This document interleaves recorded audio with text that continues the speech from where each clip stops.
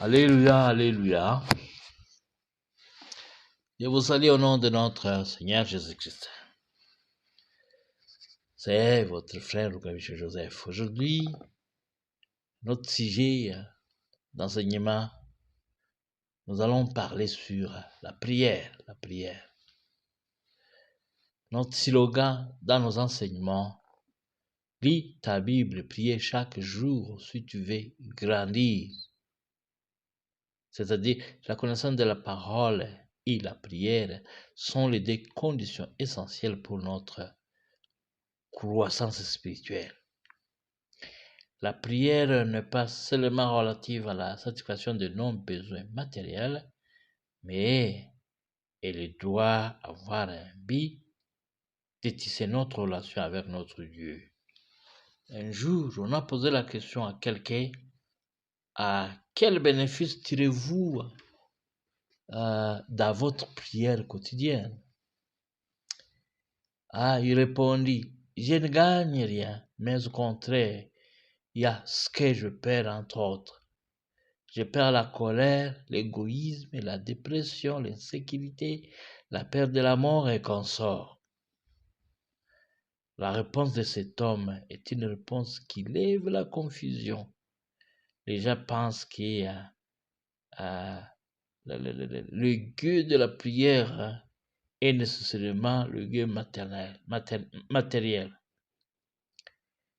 Le but principal de la prière doit être de tisser la relation ou doit être l'intimité avec Dieu. Quand on parle au sujet de la prière, on fait recours à la fameuse prière de Jésus-Christ. C'était une demande de ses disciples. Ses disciples ont demandé, enseigne-nous à prier. La prière que Jésus a enseignée à ses disciples est une prière complète que nous devons imiter. Elle ne consiste pas à demander la satisfaction de nos besoins seulement, mais elle dépasse ces quatre. Quand j'étais encore jeune, un jeune né et grandi dans une église pentecôte, j'étais convaincu que le Notre Père était réservé aux catholiques. Il fallait attendre 1994 où j'ai lu un petit livre qui expliquait le Notre Père. J'ai aimé beaucoup la prière. Je me souviens, cette même période, j'avais eu l'occasion de partager le commentaire du livre avec mes frères et sœurs dans une assemblée. Malheureusement, je ne me souviens plus exactement le contenu du livre seulement. Je me souviens que cette prière a des parties. Le Notre Père, il y a la partie de louer et d'adorer, il y a la partie d'intercession, il y a en fait la dernière partie qui est comme une conclusion, là où il se fait entendre la volonté de Dieu, que ta volonté soit faite. Plus tard, dans les années récentes, j'ai suivi la prédication de Rick Warren, qui abondait aussi dans le sens de ce bouquet, dans l'enseignement qu'il a appelé Learn how to pray and fast for a breakthrough. Apprendre à prier et à jeûner pour surmonter les obstacles. Il y a de cela 6 ans. À partir de ce petit livre, l'enseignement d'Eric Warren, les Saintes Écritures et ma propre inspiration feront la base de cet enseignement. Je vous invite, venez, partageons la parole de Dieu avec vous Amen, amen. Je vous invite. Venez. Je reviens toujours sur cette chanson apprise à l'école primaire. Lis ta Bible, priez chaque jour si tu veux grandir. Merci à M. Balemba Philémon pour m'avoir laissé ces bons souvenirs. Des éléments importants que nous avons besoin dans notre vie chrétienne. La parole et la prière. Ces deux éléments forment l'ADN, l'acide désoxyribonucléique de la vie chrétienne. L'ADN est la base de la vie sur cette terre. Chaque être vivant en possède. La fonction de l'ADN est de stocker toutes les informations génétiques dont un organisme a besoin pour se développer, pour fonctionner et se reproduire. C'est pareil pour la parole et la prière. Nous avons besoin de la parole et la prière pour fonctionner, pour se développer et pour se reproduire. Aujourd'hui, nous allons seulement parler au sujet de la prière ou parler sur l'essentiel de la prière. Pour être toujours pédagogique, nous allons répondre à 3 questions qui sont: quels sont les sujets de notre prière? Deuxièmement, quelles sont les qualités de notre prière? Avec le but de faire que notre prière soit efficace. Ici, entendre l'efficacité de notre prière. 3. Comment se maintenir dans la vie de la prière. La réponse à ces questions faut l'objet de notre enseignement. Mais aujourd'hui, nous n'allons pas traiter tous et répondre à toutes ces questions. Nous allons seulement essayer de répondre à la première question. Quels sont les sujets de nos prières? Nous devons prier pour quoi? Pourquoi? Quoi prier? Les sujets de nos prières. Comme je l'ai déjà dit dans mon introduction, j'ai mentionné Rick Warren quelque part. Il a parlé, il a été pédagogique dans un de ses enseignements où il nous permet de mémoriser les sujets de notre prière en utilisant les 5 doigts de notre main. Il a utilisé la pouce, il a utilisé l'index, il a utilisé le majeur, il a utilisé l'annulaire et en fait, il a utilisé l'auriculaire pour nous permettre de bien maîtriser le sujet de nos prières. La pouce, les doigts, c'est les doigts les plus proches de nous. La pouce nous rappellera de prier pour notre famille et pour nos amis. Vous voyez que la pouce est proche à nous. Dans un premier temps, nous devons prier pour les gens qui sont proches de nous, la famille et les amis. Deuxièmement, l'index, le doigt qu'on utilise pour pointer. On pointe les doigts. Quand on dit qu'on pointe les doigts, on utilise l'index. Quand on parle de l'index, ceci fait allusion aux dirigeants, les dirigeants et nos enseignants, les dirigeants politiques, les dirigeants ecclésiastiques et pourquoi pas les dirigeants sociaux.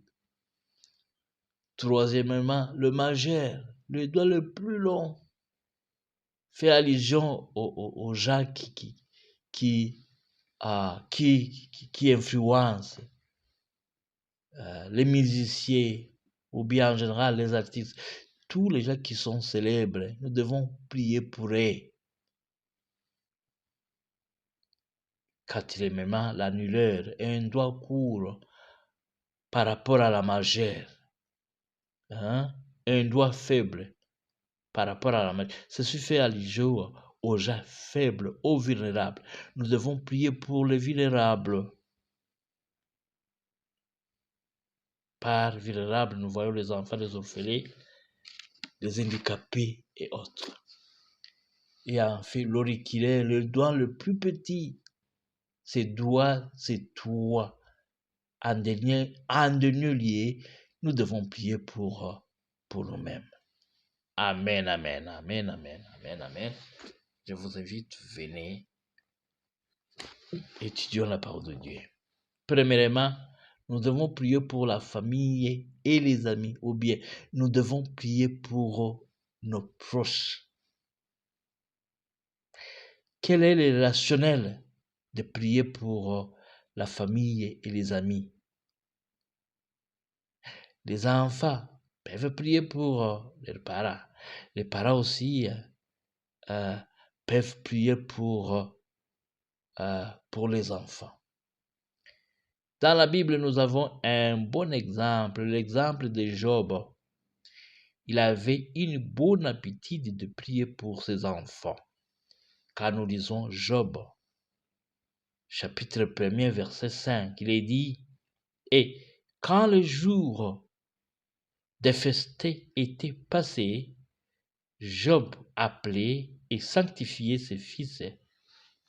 Puis il s'élevait de bon matin et offrait pour chacun d'eux un holocauste, car Job disait, peut-être mes fils ont-ils péché et ont offensé Dieu dans leur cœur. C'est ainsi que Job avait coutume d'agir. Nous devons aussi agir. Pour nous, on peut le faire autrement. La bonne façon de le faire, c'est avoir cette église de la maison, là où vous n'allez pas seulement enseigner, vous n'allez pas seulement prier pour vos enfants, mais au contraire, vous allez les enseigner à prier et les enseigner la parole de Dieu, comme il est écrit dans Proverbe 22, chapitre 22, verset 6. Il est dit, instruis l'enfant selon la voie qu'il doit suivre, et quand il sera vieux, il ne s'en détournera. Voilà.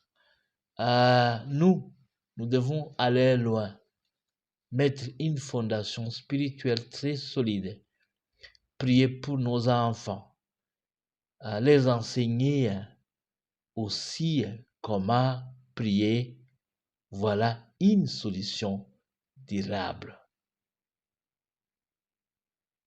Deuxièmement, nous devons prier pour nos autorités. Nos autorités tant sociales, ecclésiastiques et politiques. C'est biblique, c'est un ordre. Et une fois nous l'avons fait, nous en tirons grand gain. Quand on parle de 1 Timothée, chapitre 2, verset 1er à 4, nous lisons seulement verset 2. Pour le roi et tous ceux qui sont élevés en dignité, afin que nous menions une vie paisible et tranquille, en toute piété et honnêteté. Nous avons alors tout intérêt de prier pour eux. Troisièmement, prier pour les gens qui ont de l'influence. Les gens qui ont de l'influence, pour ceux qui ne sont pas sauvés, ils influencent négativement la société. Ils influencent négativement le monde. La prière à leur égard doit être de deux facettes. Pour intercaler au nom de Jésus les influences. Deuxièmement, nous devons aussi prier pour les âmes, pour qu'ils soient sauvés. Nous devons prier pour les vedettes, les artistes, les chanteurs et autres. Quatrièmement, nous devons prier pour les vulnérables. Avec vulnérables, il y a les enfants, il y a les orphelins, il y a les veuves, les handicapés et autres. C'est aussi biblique. Pour les vulnérables, la prière à leur égard doit être accompagnée. C'est prier pour eux et leur venir en aide, d'une manière ou d'une autre. Les Saintes Écritures parlent mieux que moi. Proverbe 31, 8, 9. Ouvre ta bouche pour le mieux, pour la cause de tous les délaissés. Ouvre ta bouche, juge avec justice et défends le malheureux et l'indigent. Le muet, les délaissés, le malheureux, les indigents, voilà les exemples des gens qui sont vulnérables que nous devons prier pour eux. Pas seulement prier, mais nous devons leur venir en aide, comme les Saintes Écritures nous le demandent.